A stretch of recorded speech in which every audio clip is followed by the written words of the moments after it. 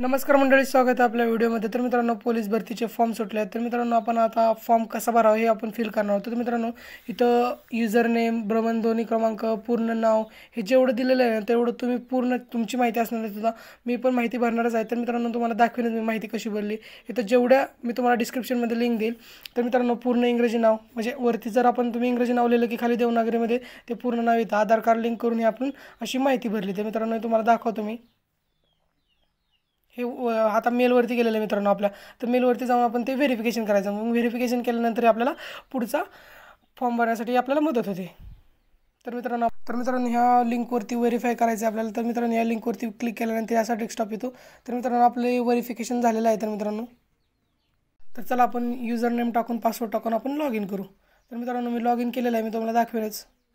तर मित्रांनो, हे आपण भरलेला फॉर्म म्हणजे जेवढं काय भरलेलं तेवढी त्याची माहिती आलेली आहे। आता फक्त पुढे जाऊन हे सगळं अपलोड करायचं म्हणजे फोटो आणि सिग्नेचर अपलोड करायचं। त्यातपूर्वी आपण हे आपल्याला हा पुढचा फॉर्म फिलअप करायचा आहे। तर मित्रांनो, मी दाखवीन इथं अर्ज आणि छायाचित्र स्वाक्षरी अपलोड करा या क्लिक करायचं।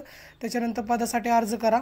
पदासाठी अर्ज करायला घेतल्यानंतर नाही तर पूर्णच्या वैयक्तिक तपशील असतील, आरक्षण तपशील असतील, हे सगळं पूर्ण नाव आपण म्हणजे नाही का स्वतःचे नाव हे सगळं पूर्णच्या पूर्ण डिटेल्स तुम्ही ॲक्युरेट भरा, जेणेकरून फॉर्म चुकणार नाही। 2-3 वेळा रिचेक करा।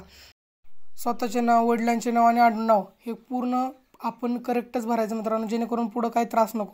तर मित्रांनो, आपण स्वतःचे आरक्षण तपशील, संपर्क तपशील, इतर तपशील आणि शैक्षणिक तपशील हे सगळ्याचे डिटेल्स असतील ना ते सगळे ॲक्युरेट भरायचे मित्रांनो। मी तुम्हाला दाखवेनच, मी सुद्धा डिटेल्स भरलेले आहेत। हे बघा माझे डिटेल्स मित्रांनो। मी थोडं ब्लर करणार आहे मित्रांनो। मी पोलीस कॉन्स्टेबल या पदासाठी अप्लाय करणार आहे, पद क्रमांक। आता पुढं आपण जाणार आहोत हे फॉर्म भरण्यासाठी। तर तुम्ही नक्षलग्रस्त सवलतीसाठी पात्र आहात का हे तुम्ही तुमच्यानुसार भरायचं। भूकंपग्रस्त आहात का हे सगळी तुमची माहिती तुमच्यानुसार असते। तुमचा प्रवर्ग कुठला आहे, शिक्षण किती झालेलं आहे, जन्मदिनांक हे सगळं तुमची माहिती असते। तर मित्रांनो, मी फॉर्म फिलअप केलेला आहे आणि आता पुढे आलो आहे मी पत्ता बित्ता। आता सगळे पत्ता तुमचा पत्ता जो असेल तो ॲक्युरेट भरायचा म्हणजे संपर्क तपशील। संपर्क तपशीलवरती जिल्हा, तालुका, पिनकोड पण ॲक्युरेट भरा मित्रांनो। कायमस्वरूपीचा पत्ता असेल तो सुद्धा ॲक्युरेट भरा।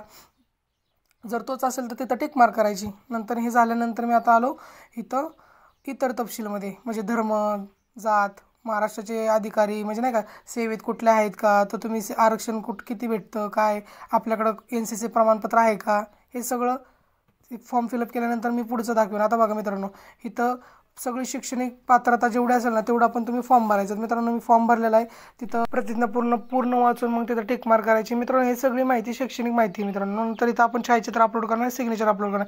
तत्पूर्वी मी आज आत्ता अपलोड करणार नाही, पण तर मी फोटो अपलोड केला नाही म्हणून तिथं काय दिलं नॉट अपलोडेड म्हणजे फोटोचं स्टेटस। मित्रांनो, फोटोची साईज हे सगळं पिक्सेल किती लागतं हे सगळं तुम्ही त्या फोटो अपलोड करताना तिथं दिलेलं असतं मित्रांनो। तर मित्रांनो, मी आत्ता पे करणार नाही मित्रांनो, मी फक्त हा जस्ट डेमोसाठी फॉर्म भरलेला। तर कशी वाटली व्हिडिओ आवडली तर नक्की लाईक करा मित्रांनो आणि शेअर करा आपल्या जवळच्या मित्रांना, पोलीस मित्रांना।